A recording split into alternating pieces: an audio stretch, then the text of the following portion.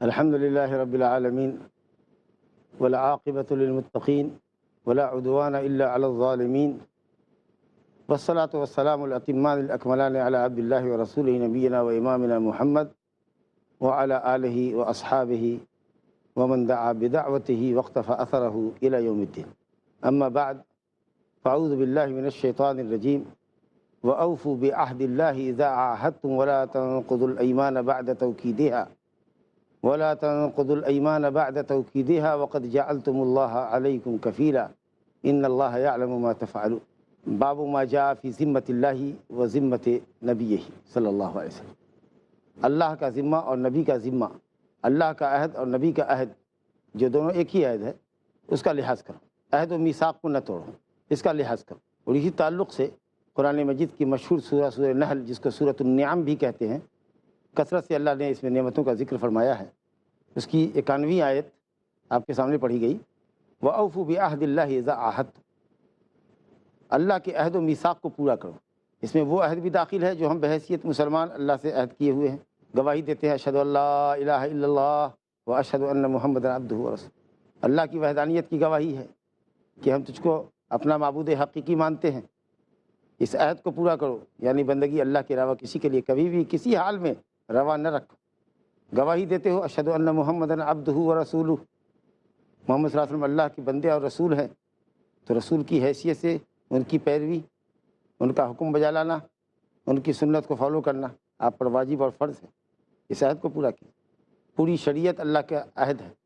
ایک مسلمان جب مسلمان ہوتا ہے گویا وہ عہد کرتا ہے، عہد کے ساتھ پابند عہد ہونے کی ضرورت ہے. اسی طریقہ سے ہم لوگ ایک دوسرے سے معاہدہ کرتے ہیں، وعدے کرتے ہیں. ہمارے آپ کے درمیان ڈیل ہوتی ہے، اس میں ہم نے بیچ میں اللہ کو رکھا ہے، اللہ کے نام کے ساتھ ہم نے عہد کیا ہے، وعدے کیے ہیں. تو وعدہ خلافی مت کرو، معاملہ نہ توڑو، بیچ میں اللہ کو لائے ہو. اللہ فرماتا ہے وَلَا تَنْقُضُوا الْأَيْمَانَ بَعْدَ تَوْكِيدِهَا. قسم کو پختہ کرنے کے بعد، پکا کرنے کے بعد، معاملات کو پکا کرنے کے بعد معاملہ نہ توڑو. وَقَدْ جَعَلْتُمُ اللَّهَ عَلَيْكُمْ كَفِيلًا. درا حال ہے کہ تم نے اللہ کو اپنا نگہبان اور اپنا ضامن بنایا ہے. اللہ کو بیچ میں رکھا ہے، اللہ کی شریعت کو رکھا ہے. اللہ تعالیٰ تمہارے عملوں سے باخبر ہے، اللہ تعالیٰ تمہارے عملوں کو جانتا ہے. وارننگ ہے کہ اگر تم نے ایک دوسرے سے عہد و میثاق کیا، وعدہ کیا، ڈیل کیا، اللہ کے نام کی اس میں قسم بھی کھائی اور لکھوائی، اور اس کے باوجود بھی تم نے معاہدہ توڑ دیا، تو یہ اللہ، اس کے رسول کا، اس کی شریعت کا بہت بڑا استخفاف ہوگا، استہزاء ہوگا، اور اس کے لیے تمہیں بڑی قیمت چکانی پڑے گی اللہ کے پاس. یہ اس آیت کا ترجمہ اور مختصر تفسیر تھی جو آپ کے سامنے رکھی گئی. اس باب میں مؤلف رحمۃ اللہ علیہ نے صحیح مسلم کی ایک حدیث جو بریدہ ابن الحصیب الاسلمی رضی اللہ عنہ سے منقول ہے، مروی ہے، اس کو بیان کیا ہے. طویل حدیث ہے، ہم اس پر سرسری طور سے گزریں گے. اس حدیث میں بھی خلاصہ یہی ہے کہ اللہ کے اور رسول کے وعدے کا لحاظ کرو، وعدہ نہ توڑو. حدیث کو ذرا غور سے دیکھیے. اور اس حدیث میں جنگ کے تعلق سے، اسلامی جنگ کے تعلق سے جنگ کی اخلاقیات بیان کی جا رہی ہیں کہ اسلامی جہاد کرنے والوں کے اخلاق کیسے ہونے چاہیے، اور اپنے مخالف کے ساتھ کیسا معاملہ ہونا چاہیے، اور کب کس حالت میں جہاد ہوگا، اور پھر اس میں کون سے اخلاق ہیں جن کو ہم کو برتنا لازم ہوگا. بریدہ ابن الحصیب رضی اللہ عنہ کہتے ہیں کہ رسول گرامی صلی اللہ علیہ وسلم جب کوئی جیش بھیجتے یا سریہ بھیجتے، جیش کہتے ہیں بڑے لشکر کو، اور سریہ کہتے ہیں چھوٹی ٹکڑی کو، تقریباً 400 سے 500 آدمی تک، گھوڑ سواروں کی جماعت، چنندہ فوجیوں کی جماعت. اور شاید یہ لوگ سری طور پر نکلتے ہیں، اعلان کر کے نہیں نکلتے، اس لیے ان کو سریہ بھی کہتے ہیں. اس وجہ سے بھی بہرحال چھوٹا لشکر 400 تک کا یا 400 سے 500 تک کا، تو اس میں آپ کمانڈر بناتے اور کمانڈر کو رخصت کرنے کے وقت نصیحت کرتے، کہتے اللہ کا تقوی اختیار کرنا، اللہ کی اطاعت کی راہ اختیار کرنا معصیت سے بچنے کے لیے، حکموں کو اللہ کے بجا لانا، گناہوں سے پرہیز کرنا، اور جو تمہارے ساتھ مسلمان جا رہے ہیں ان کے ساتھ اچھا سلوک کرنا، اوصاہ فی نفسہ اوصاہ فی خاصتہ وبمن معہ من المسلمین، یہ جو مسلمان جا رہے ہیں ان کے ساتھ رفق و مہربانی کرنا، کمانڈر کو ہدایت دے رہے ہیں، ان کے ساتھ مروت احسان کا معاملہ کرنا، ان پر اپنی برتری نہ گانٹھنا، امیر ہیں کمانڈر ہیں اس کی دھونس مت جمانا، کہا جاؤ اعوذ بسم اللہ فی سبیل اللہ، اللہ کے نام سے غزوہ کرو، یعنی اللہ سے مدد چاہو، اللہ پہ بھروسہ کرو اور اللہ کی رضا کی خاطر کرو، مال و دولت کی لالچ نہ ہو، بہادری کا سکہ جمانا مقصود نہ ہو، نام و نمود شہرت طلبی کا بھوت سوار نہ ہو، اللہ کا دین غالب ہو، اس نام سے جانا، اس غرض سے جانا۔ اور فرمایا کہ دیکھو جب وہاں جاؤ اور جنگ میں غنیمت میں حاصل ہو، مال غنیمت، لڑائی ختم ہونے کے بعد جو مال حاصل ہو اس میں خیانت مت کرنا، سارے مجاہدین کا ہے، اس میں 5واں حصہ بیت المال کا بھی ہے، اللہ رسول کا، 4 حصہ مجاہدین میں بٹے گا، تقسیم کرنے سے پہلے کوئی چیز چرا لیا یہ غلول ہے، ولا تغلوا ولا تقدروا، غداری مت کرنا، خیانت مت کرنا، کسی سے ہمارا معاہدہ ہے، جاتے ہوئے اس کو لوٹ لیا، اس کے قبیلے پہ چڑھائی کیا، خبردار، جس سے معاہدہ ہے ہمارا جنگ بندی کا اس کے ساتھ دھوکہ نہیں کرنے کا، اگر ڈر بھی ہو کسی کے متعلق کہ وہ لوگ دھوکہ کریں گے تو آپ پہلے بتا دیجئے ان کو کہ مجھے تمہاری طرف سے دھوکہ ملنے کا اندیشہ ہے، لہٰذا میں فلاں تاریخ سے تمہارے معاہدے سے برات کرتا ہوں، ہمارا معاملہ تم سے معاہدے کا ختم، اس کے بعد کچھ کرنا ہے، لیکن جب تک وہ معاہدہ نبھا رہے ہیں آپ کو نبھانا ہے، غداری نہیں کرنی۔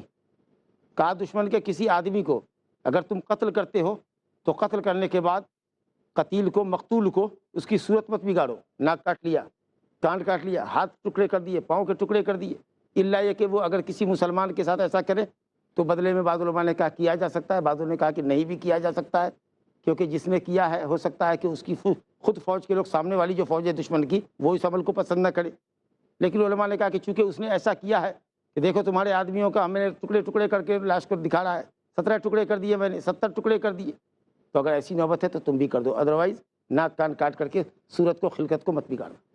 فرمایا ولا تقتلوا ولیدا، بچے کو مت قتل کرنا۔ دیکھو اسلام میں جنگ کی اخلاقیات، جہاد جو اسلامی جہاد ہوتا ہے، جو امیر المسلمین کے جھنڈے کے نیچے لڑا جاتا ہے، حکومت کی اجازت کے بعد ہوتا ہے، اس کی اخلاقیات دیکھیے۔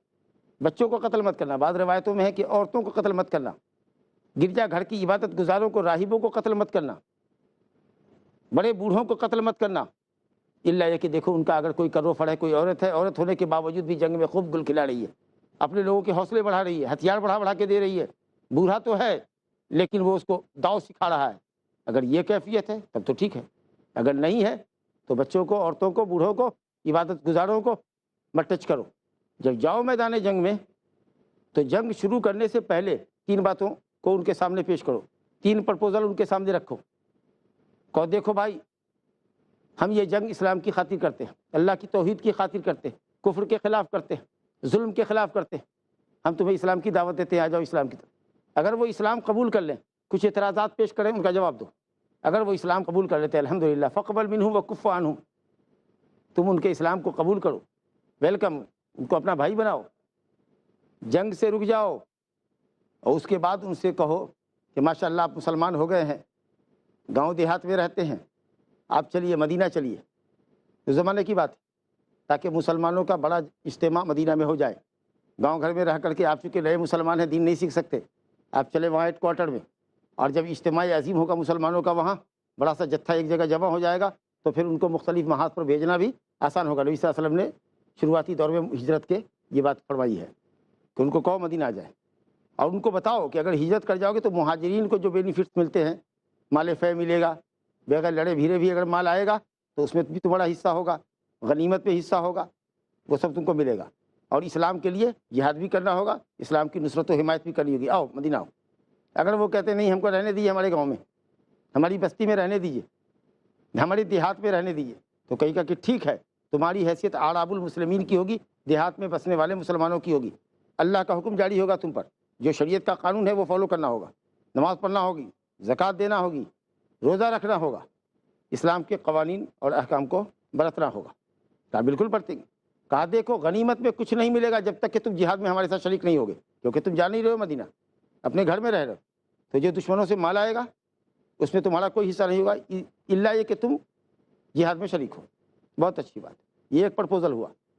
اگر وہ کہتے نہیں ہم اسلام قبول نہیں کرتے تو ان کو کہو ٹھیک ہے تو آپ جزیہ دو، ٹیکس دو، یہاں اسلام کا قانون لگے گا، تم ایک باعزت شہری کی حیثیت سے رہو گے، تمہارے جان اور مال کی حفاظت اسلامی حکومت یہاں کرے گی، تم ٹھیک ہے اپنے دین پر رہو، لیکن تم کو ٹیکس دینا ہوگا۔ اس کو کہتے ہیں جزیہ۔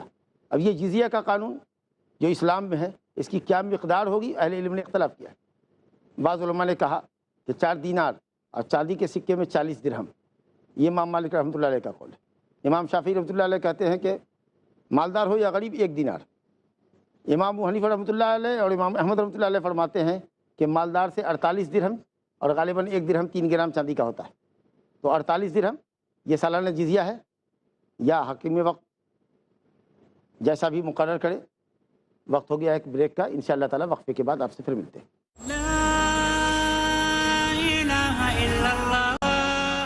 السلام علیکم ورحمۃ اللہ۔ وقفے سے قبل ہم آپ سے عرض کر رہے تھے کہ اسلام نے دوسرا پرپوزل غیر مسلموں کے سامنے یہ رکھا، جن سے مجاہدین میدان میں آگے ہیں جہاد کرنے، اگر وہ اسلام نہیں قبول کرتے تو دوسری تجویز یہ ہے کہ آپ جزیہ دو۔ یہ جزیہ آپ کے جان مال کی حفاظت کے نتیجے میں، اسلام کی قیمت نہیں ہے، ہم زور زبردستی آپ کو مسلمان نہیں بناتے، مگر قانون یہاں اسلامی ہوگا، آپ اپنے مذہب پر قائم رہو گے، آپ کو ٹیکس دینا ہوگا۔ وہ ٹیکس جیسے بھی بادشاہ مقرر کرے، ماہانہ مقرر کرے، 6 ماہی مقرر کرے، 3 مہینے کا مقرر کرے، سالانہ کرے، یہ حاکم وقفے کے اوپر معاملہ ہے۔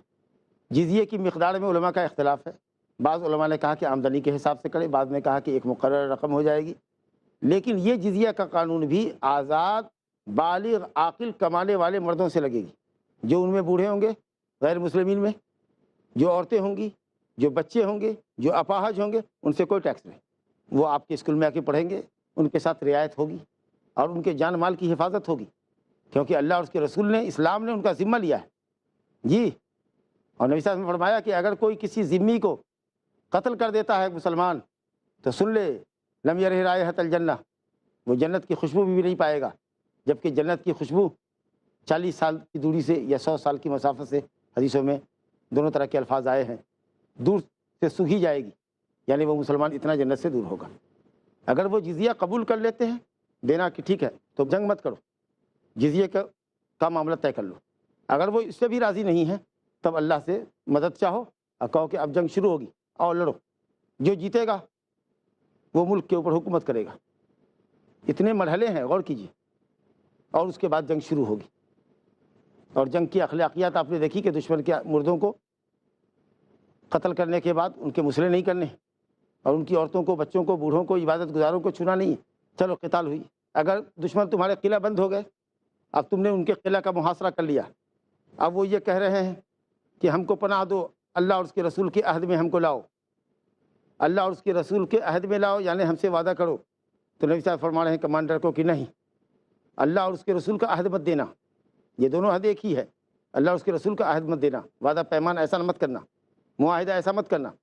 ان کو قلعہ میں بند ہے، سرنڈر کرنا چاہتے ہیں، تو ان کو کہو کہ نہیں، کمانڈر کو کہا جا رہا ہے کہ تم اپنے ساتھیوں کے مشورے سے جو چیز مناسب سمجھتے ہو وہ بات رکھو، شرط رکھو کہ سرنڈر کرنے کی کیا شرط ہوگی، کس بات پہ سرنڈر کر رہے ہو، جزیہ ٹیکس دو گے؟ ہاں، نہیں، خراج دو گے؟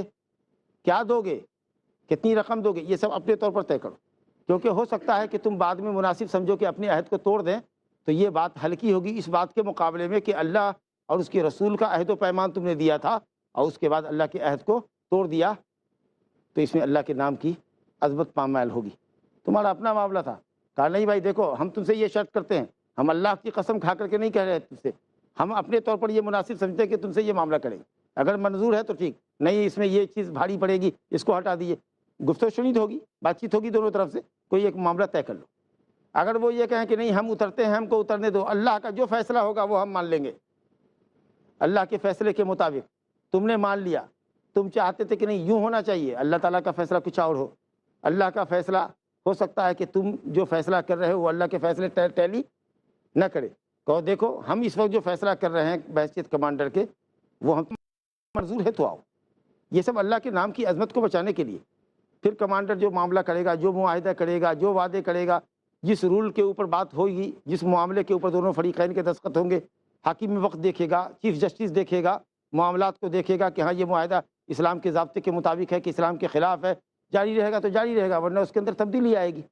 لیکن تم نے اللہ کے نام سے ایک معاہدہ کیا، وعدہ کیا، کڑی قسمیں کھائی، ہو سکتا ہے کہ کوئی چیز خلاف قانون تم نے معاہدے میں طے کر لی ہے، ظاہر ہے کہ اسلام تو اس کو روا نہیں رکھے گا. تو اس وقت کے حالات کے مطابق کمانڈر اپنے ساتھیوں کے مشورے سے جو چیز بہتر سمجھے اس پر معاملہ کر لے، پھر بعد میں دیکھیں گے اللہ کا حکم کیا ہوتا ہے اور معاملہ میں کیا تبدیلی آتی ہے.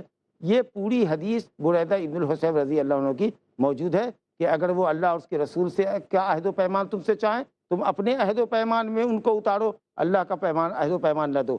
اگر وہ اللہ کے حکم پر اترنا چاہتے ہیں کہ اللہ کا جو حکم ہوگا ہم اس کو فالو کریں گے، ابھی ہم کو چھوڑ دو، نہیں، ابھی جو فیصلہ تم کر رہے ہو اس فیصلے پر ان کو سرنڈر کراؤ، بعد میں اللہ رسول کا جو فیصلہ ہوگا، شریعت کا جو فیصلہ ہوگا وہ بعد میں تو امپلیمنٹ ہوگا. لیکن اس وقت اگر وہ قلعے سے اترنے کے لیے فیصلہ کر رہے ہیں تو تم جو فیصلہ چاہتے ہو اپنے فیصلے کو رکھو، اس وقت اللہ اور اس کے رسول کو بیچ میں مت لاؤ. ہو سکتا ہے کہ تم جو بات کرو گے وہ اللہ اور اس کے رسول کو بعد میں منظور نہیں ہوگی یا شریعت کے قوانین سے ٹکرا جائے گی.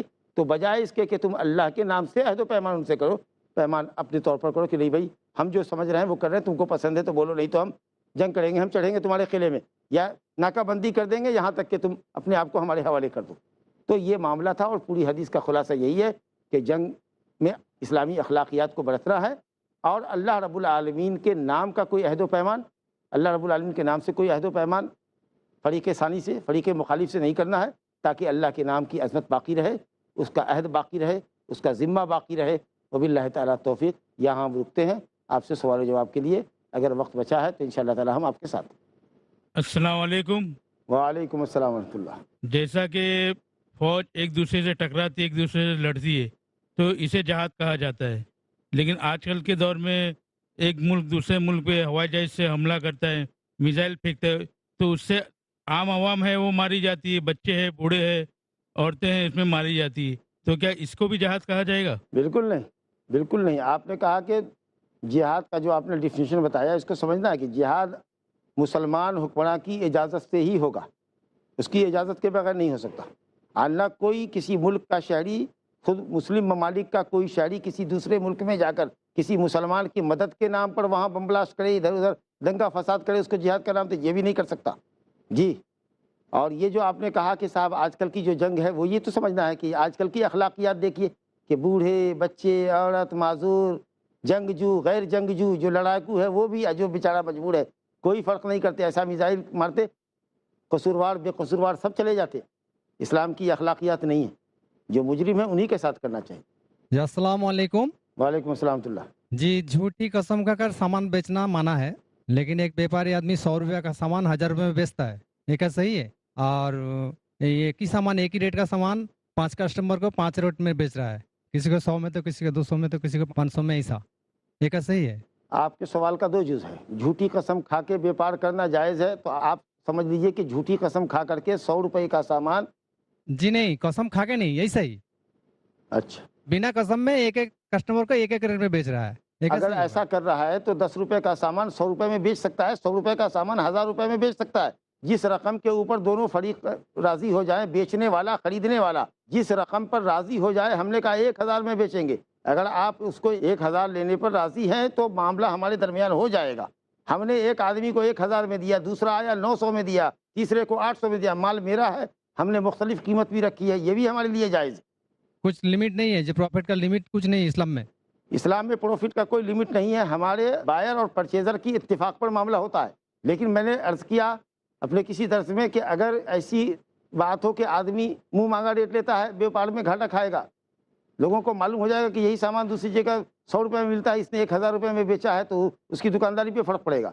یا اگر اس طریقہ سے لوگ منمانی کرتے ہیں تو حکومت کو بھی یہ اختیار ہوتا ہے کہ وہ ریٹ متعین کرے تاکہ منافع کی ایک رقم رکھے. ویسے بہتر یہ ہے کہ حکومت اس کے اندر انٹرفیئر نہ کرے، بیوپاری جو منافع چاہے اس کو لینا چاہیے، لیکن منافع معقول ہونا چاہیے. لیکن اگر کوئی 100 روپے کے سامان کو 1000 روپے میں ہی بیچتا ہے اور خریدار اس کو لینے پہ راضی ہے تو اسلام میں جائز ہے. جی شکریہ. السلام علیکم. वालेकुम अस्सलाम रहमतुल्लाह। एक मेरा सवाल ये है कि हमारे मुआशरे में बहुत सारे उलमा हैं जिन लोगों के सीडी वीसीडी बाज़ारों में मिलते हैं और उसमें उन लोगों का फ़ोटो लगा हुआ रहता है, तो ये कितने तक सही है? और मतलब कुछ लोग ऐसा बोलते हैं कि ये पहचान के लिए है, तो क्या पहचान के लिए ये ज़रूरी है या दावत पहुँचाना ज़रूरी है? आपने ये कहा कि डीवीडीज़ मिलती हैं जिसमें मुक़र्रिरीन की तस्वीर लगाई हुई होती है, तो बहरहाल ये एक तरह का फितना है।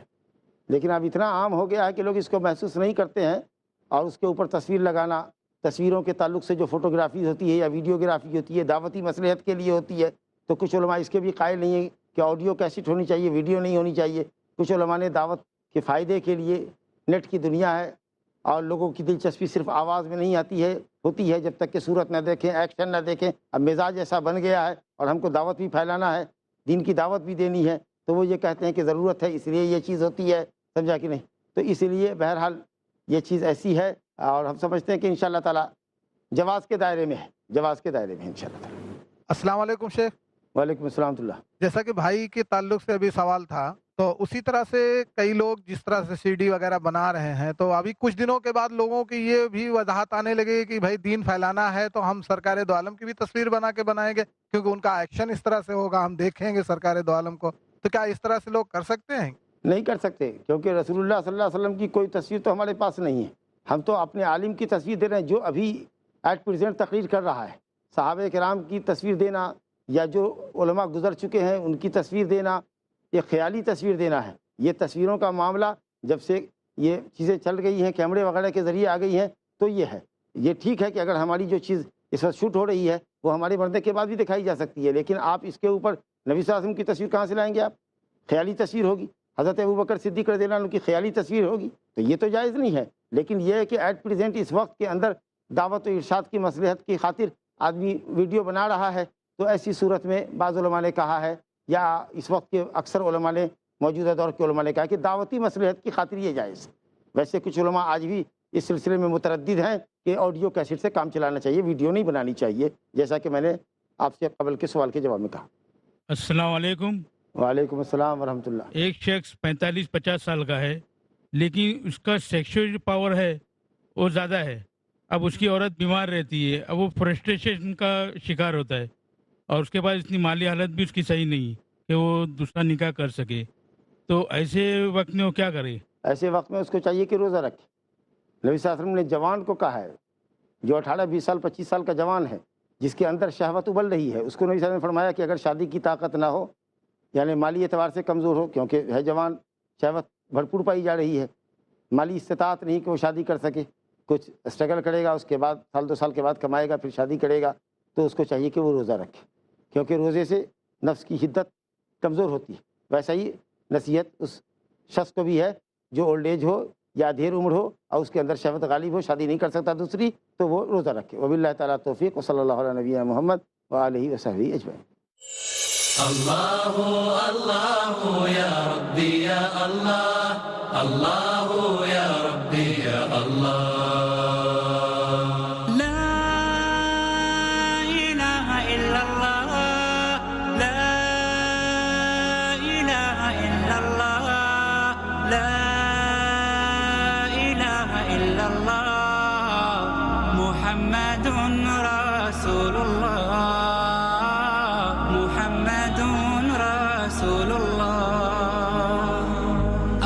رضاك يا الله أنت الرحيم يا الله هبني عطاك يا الله أنت الكريم